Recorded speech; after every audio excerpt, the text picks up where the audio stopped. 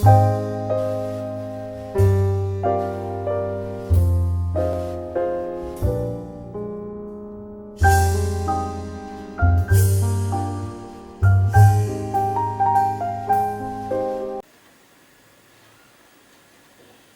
one of our previous satsangs, we were looking into the karmic activities. What are these karmic activities? How they rule everything and everyone.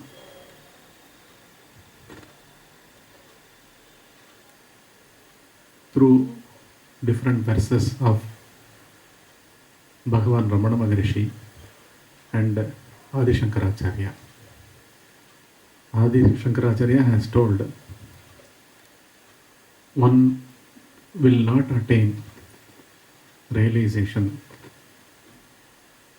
by doing endless karmic activities. The activities can give one purity of the intellect. It cleanses one of the impurities. We started with, in our earlier satsang, Adi Shankaracharya's verse. Subsequently, we dealt with 4 verses of Bhagavan Ramana Maharishi, 3 in Upadesa Undiyar and 1 in Ulladu Narpad. We will pursue a little through those verses and we will see what is Naishkamiya Karma and all the rest of it. What is actually the Naishkamiya Karma? Naishkamiya Karma means an activity done without a motive, an unselfish activity. The activity happens or done without a center behind it. There is no influence at all. So this is Naishkamiya Karma. And the last verse of Bhagavan Ramana Maharishi we saw was that Vinay Mudal Namayin Vinay Payan Tuipom Vinay Mudal Yarindru Vinavi Tanayariya Karthavyam Poi Karma Moondrum Kadalum Nittama Mutti Nilai. This is what is given in Tamil. Actually, the meaning is the state of realization is not something in time or place existing away from one.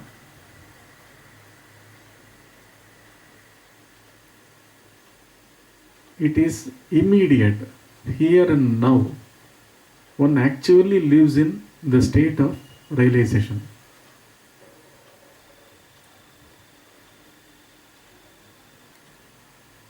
From a jnani state, from the state of one who has realized, there exists no ignorance at all, no jnani at all.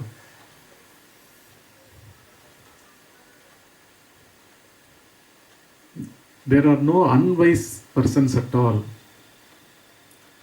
There are no unrealized souls at all.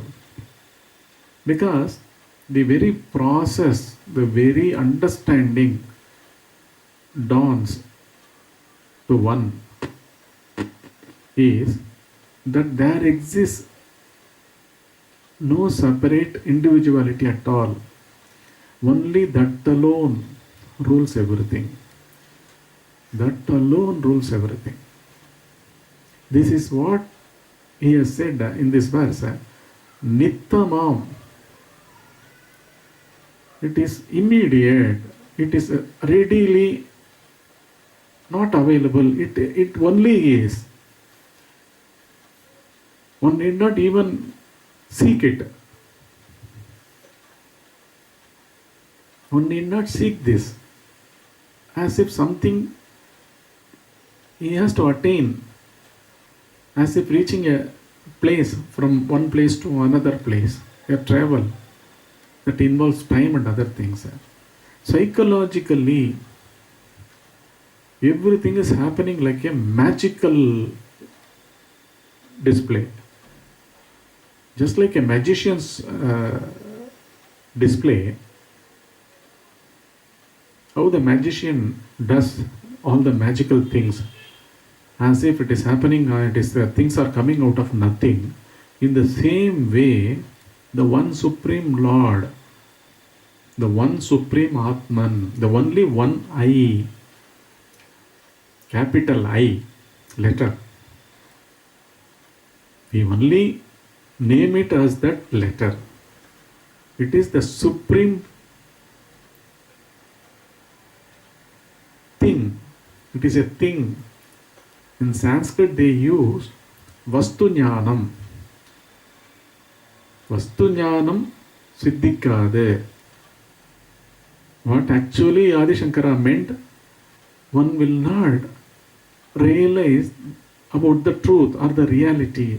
Reality they have meant as something like a thing. This whole cosmos that exists in space, manifested in space, appears in space, that space itself is a vastu here. Just like that, the very intelligence, the abode, that everyone experiences in his deep sleep. Every one of us, we experience in our deep sleep, the whole lot of us, the complete package, the whole waking state. The whole waking state is enveloped in deep sleep. Deep sleep envelops.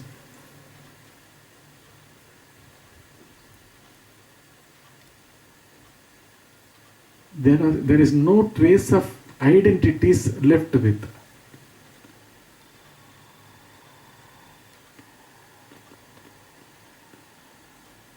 With the world.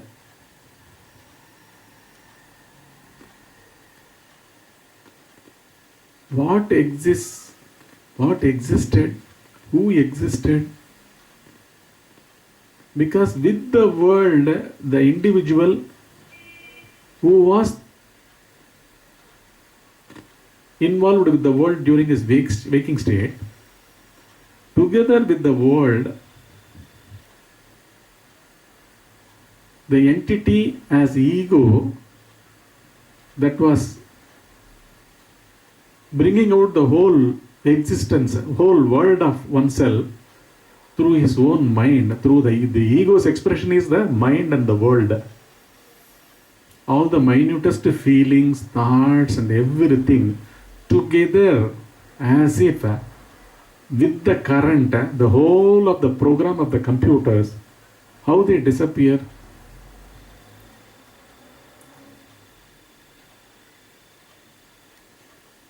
The moment we shut down the computer, what happens to all the programs? All the programs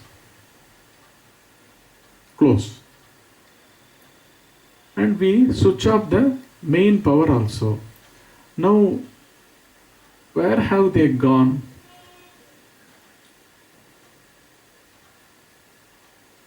Does it not happen in the same way to an individual also? In an individual also, just like in a computer, the same way as if the switch is turned on from deep sleep, not yet fully awake. Through thoughts only, one's body consciousness creeps in. The body consciousness creeps in through some thought.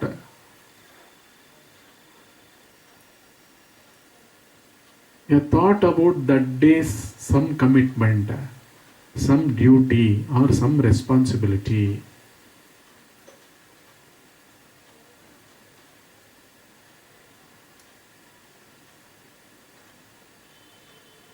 with the thought only, the body consciousness arises in one.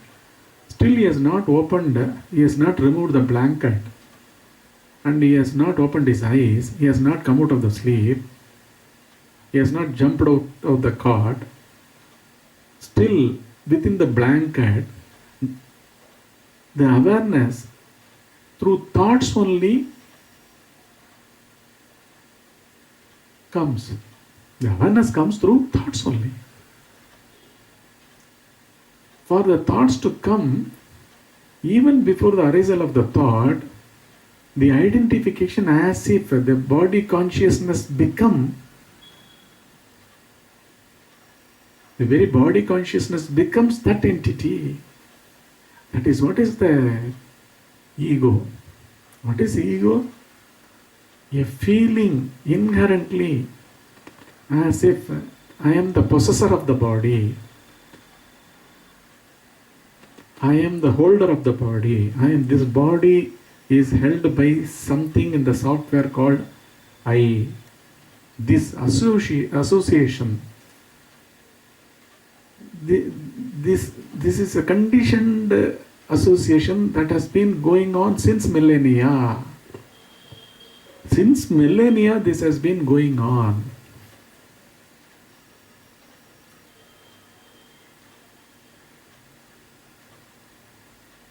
In every waking state, we simply wake up with ignorance only, because the identifications basically on a platform of the body feeling as I, me, by me, with me, of me, for me, mine, my knowledge, my business, my power, my employment, my money, my wife, my children, my wealth,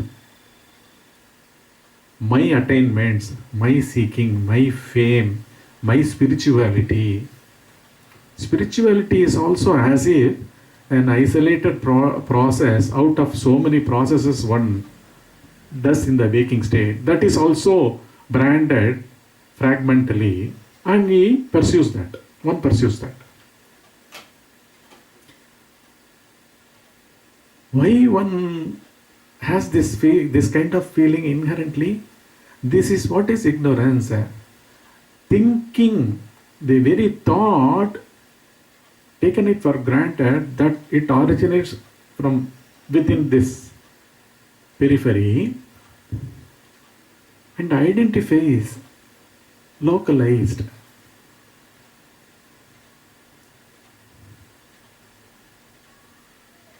Here in this particular verse,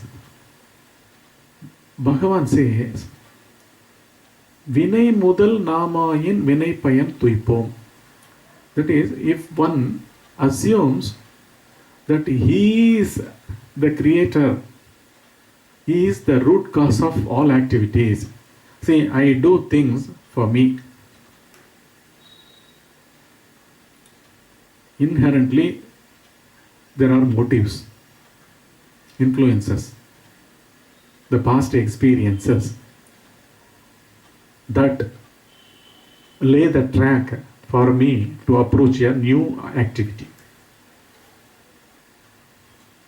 Yesterday or in the past week, if I had an experience, and that experience, if the activity is connected to that particular experience, that experience, the past weeks, that particular experience dictates how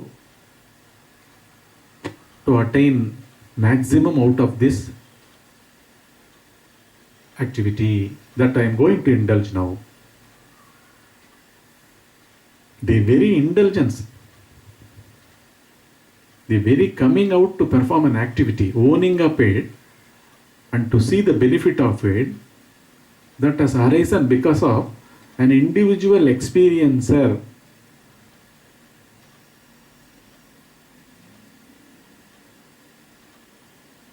who is left with that conclusions. of that particular experience. Now he indulges, and with a clear-cut, carved-out approach, every moment to moment, how I have to approach this particular activity. Everything is as if he has a free will. Never one realizes this fact. Who holds everyone, or what force, or what Shakti, or what power holds everyone in its lap during deep sleep? In whose lap?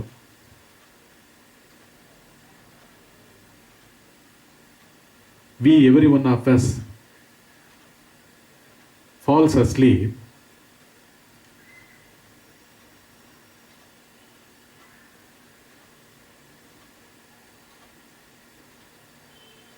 How is it to be branded? How is it to be labeled? What is the nature of that deep sleep state? Existence? Non-existence? Where? Non-existence means where? Where did this mind go? One who was furious until the last moment of thinking about so many karmic activities, where did he go? Where did he disappear in deep sleep?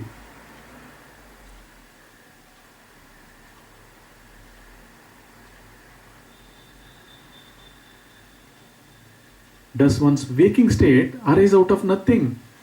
Again, one wakes up to the waking state from deep sleep. The whole waking state has disappeared in deep sleep somewhere without a name for it, because there is no nature that could be comprehended. Who is there to comprehend about it? Who is there to understand about the deep sleep? Where it happens? Only one fact known is not knowing anything. But one is fully relaxed out of that state. That state relaxes one fully, completely, totally. If one gets a good sleep, a deep sleep without any thought interference, without a thought interference,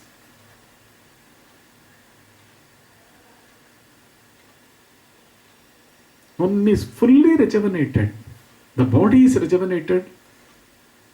The new karmic activities which he is going to perform during the next waking state after the deep sleep, he is able to see things clearly, psychologically also,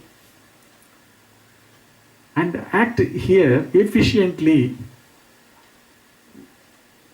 Because normally, what is the dictum? Work should follow rest.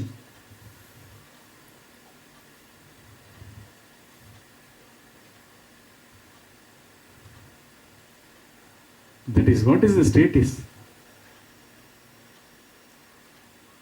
In our daily existence, every one of us, the whole animated things, animated entities, the sentient beings, that which animates, undergoes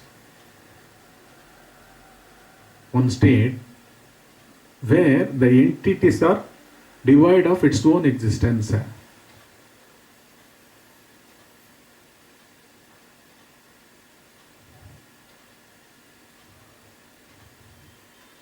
Their existence, they are devoid of their own existence. Do they all go into nothingness?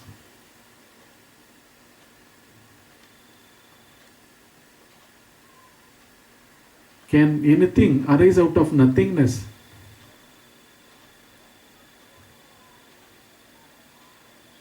A human mind only knows, only understands or knows things in the form of visuals and sounds. Sounds means names, sentences, language. Parallelly they go together.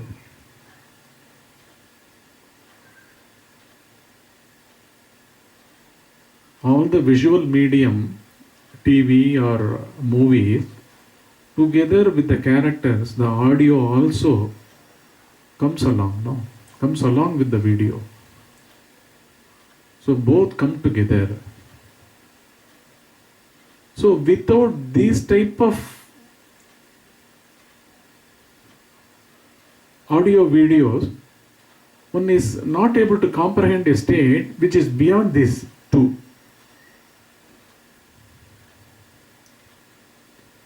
For anything to get expressed through an entity, there must be a platform. There must be like a registrar. Register of lands and buildings is there in India. For each area there is a registrar office, sub-registrar office, where one goes with his purchase of land or sale of land. He goes and registers that property. The whole properties, dimension, everything with which the value and everything. He pays a stamp value and registers the property. The same way, this entity, since millennia, it is filled with names and forms. So it is unable to get beyond this names and form and to comprehend something which is beyond these things. That is why our everyday deep sleep experience is goes waste. Every day's deep sleep experience is going as a waste. Whereas one goes into deep sleep, leaving everything of this names and forms business. This is happening 1/3 of one's lifetime. Almost 6 hours to 8 hours or 10 hours also in a 24 hours waking day life. We live throughout whole of the life. 1/3 of the life goes in deep sleep. Ununderstood.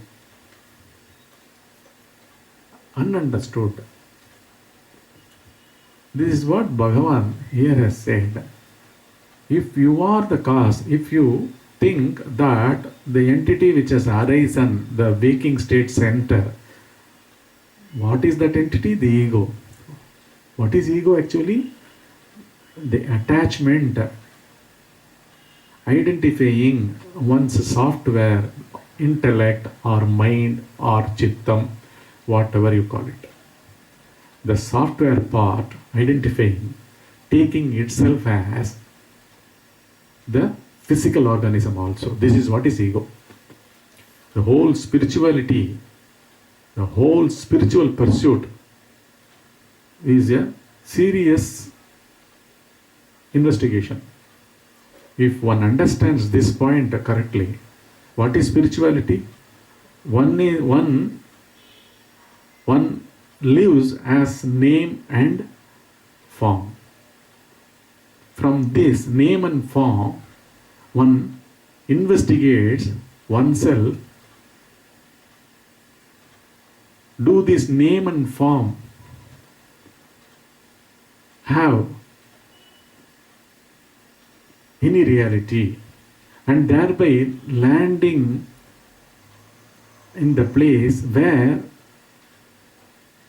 the holder of this name and form originates. That is the abode.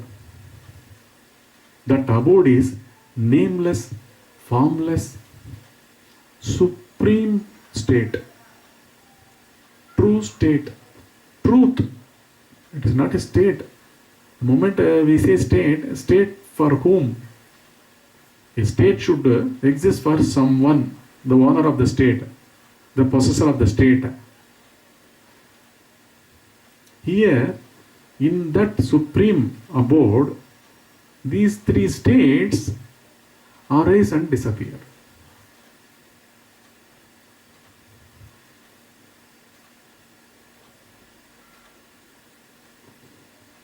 This is the truth of that state. The real spirituality also rests only in finding out from where this localized self-centric ego arises. Where means it means where means a place. A place. Time comes only later. For a location only a name is given. The first child is born, then only name is given to it. It's only called as a child, a general term. A child.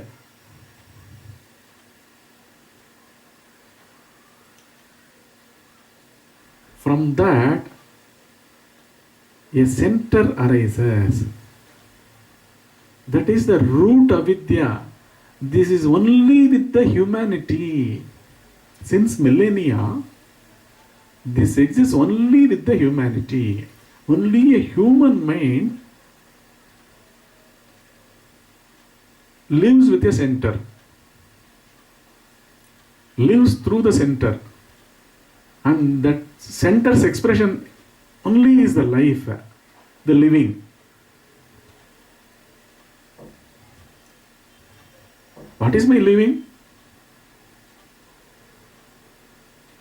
My living is nothing but my ego expresses its desires, its frustrations, its expectations, its pains, its agonies, its strife, whatever one has undergone. This is a vicious circle. The center's arisal, not only through waking states, every birth is an arisal and dissolving unto that, and again arising in a different form. Because with past periods, what is that past period? Especially during a birth, every day one gets into sleep, one goes to sleep, deep sleep.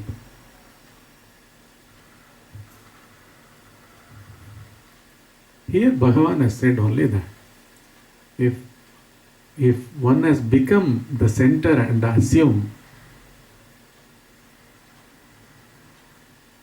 assumes that he is the cause of all actions, as if he holds a separate will to avoid danger and secure himself,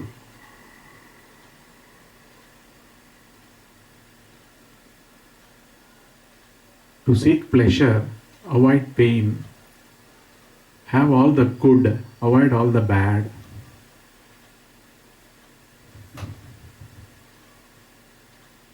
If these two, reward and punishment business, profit and loss,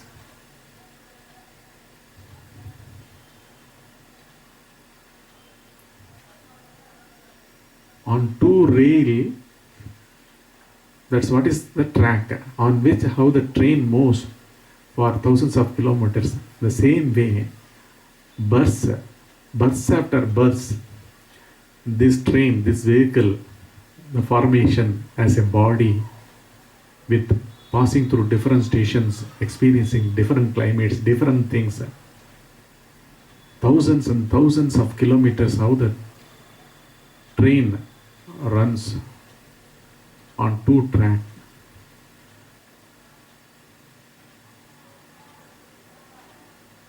Track is made up of two rails. The same way, likes and dislikes, good and bad, seeking, rejecting, everything in pairs of opposites. For that, just like a train, one takes forms, because the very train runs on the track the same way in forms and names, sounds, audio, video, only the software continues. And the software, because our minds can only think up to a certain point, beyond images, beyond sounds or names, it cannot think. It cannot think about silence. It cannot think about stillness. This is what is the nature of deep sleep. Stillness as well as silence.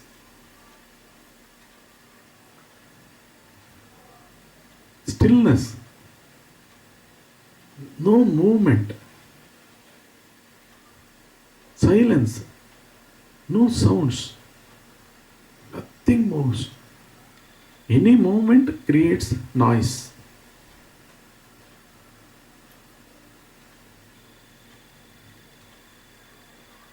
Our natural state is only that.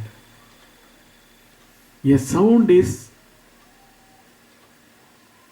not the production of sound is not a normal state at all. That is why upon these two things, movement and noise, an individual's center also arises.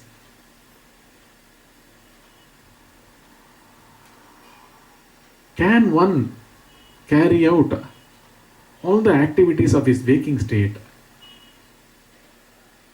without a center, even while working, even while acting, living, moment to moment? Can one live without a center? If this is what is actually naishkamiya karmam. If you understand this, and if your waking state is carried on only on this, realizing the fact that there exists no center, no ego, because everyone dissolved in the deep sleep, as if into nothingness. It is actually not nothingness, it is the abode. The moment one uses this word, no thing, it can be replaced. It is simply synonymous with, it is everything also. If a glass, a cup, if it is empty, you can say it is empty of liquid, empty of a thing, but full of space also.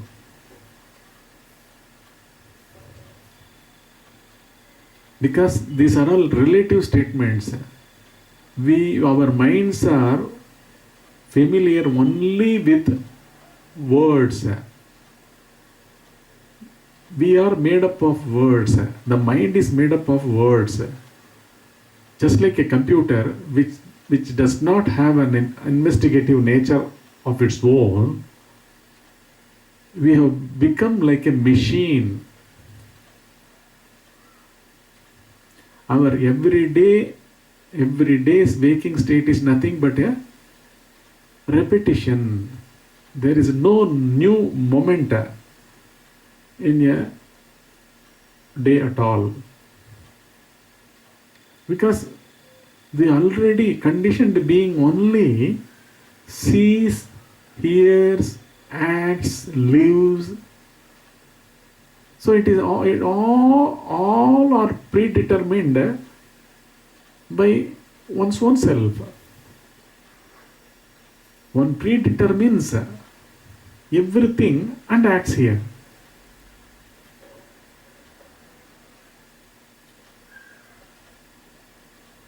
If you understand that you are not the center, then what he says, karma moonrum kadalum vinay mudal yaar endru vinavi thanai ariya. By knowing one's true abode. What is the true abode? The true abode is as if in the deep sleep there is one supreme abode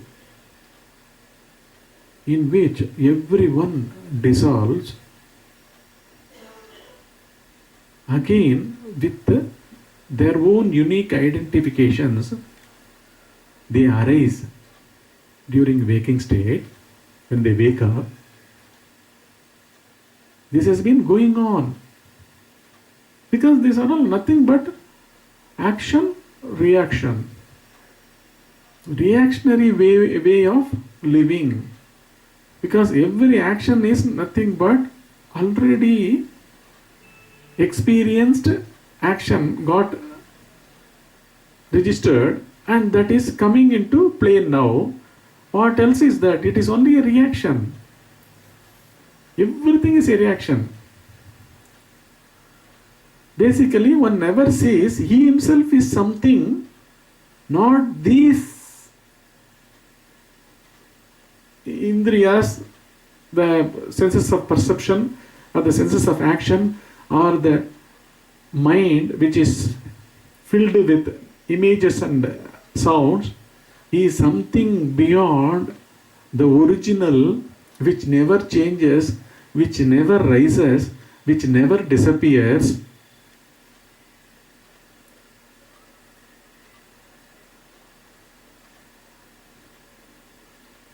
And karma does what? If one carries out one's duties or karmas, the everyday activities, selflessly, without a separate center, what does it do? It becomes a dispassionate action. That dispassionate action purifies the individual. It purifies the ego. It purifies the mind. It purifies the intellect. It purifies the intellect. An action done without an actor or a doer is a pure action. Pure action.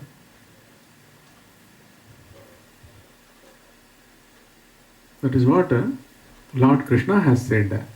That I have written here. We'll go into this also. The laws of karma rule everything. This is part 2 of that satsang. I also have to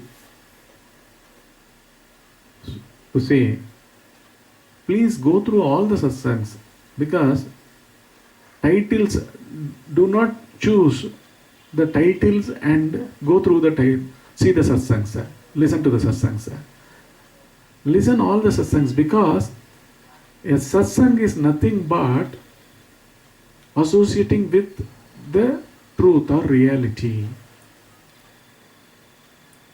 The context may be, the context is given as a title there.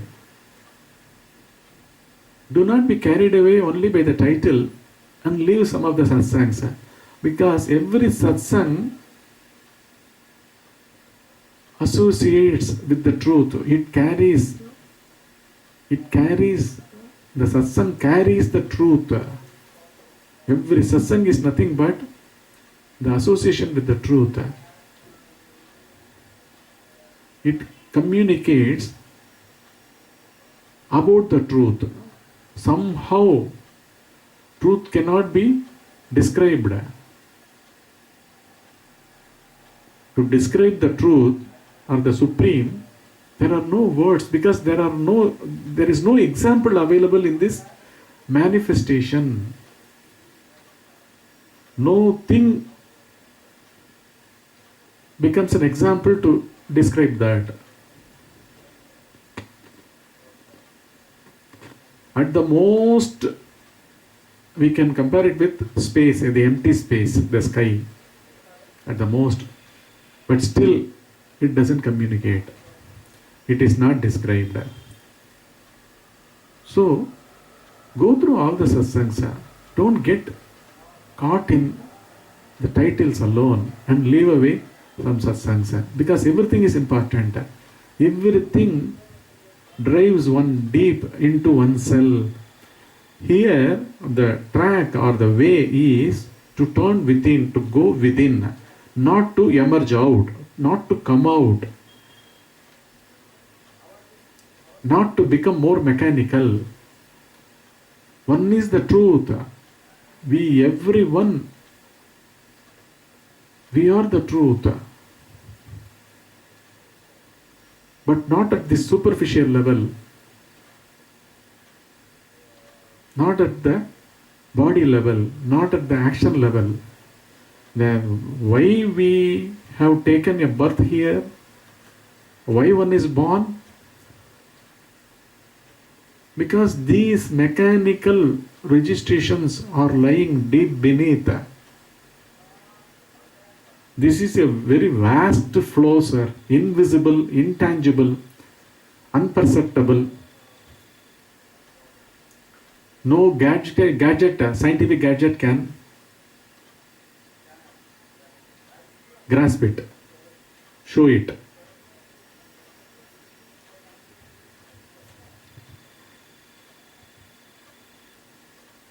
It cannot show it. Nothing can show it.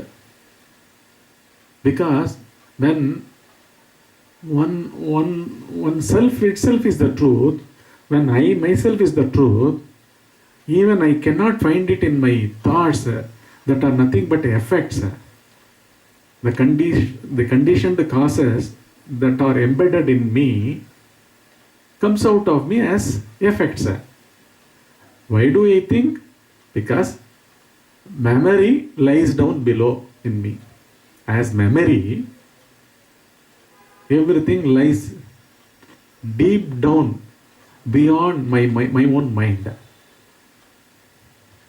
And those things are coming out as thoughts. What else?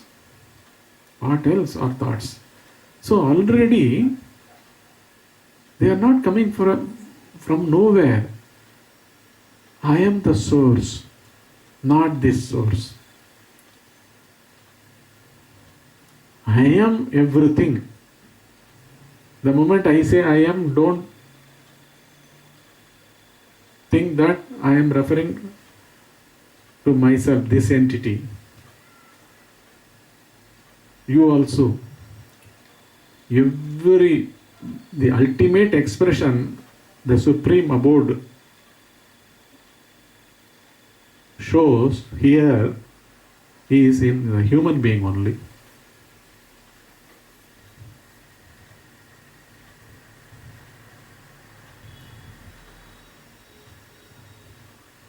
Human being alone has this capacity of looking within. Whatever at a given moment, at one particular point in time that goes on within one also can be directly seen, and though he is externally involved in activities, that also can be perceived by him.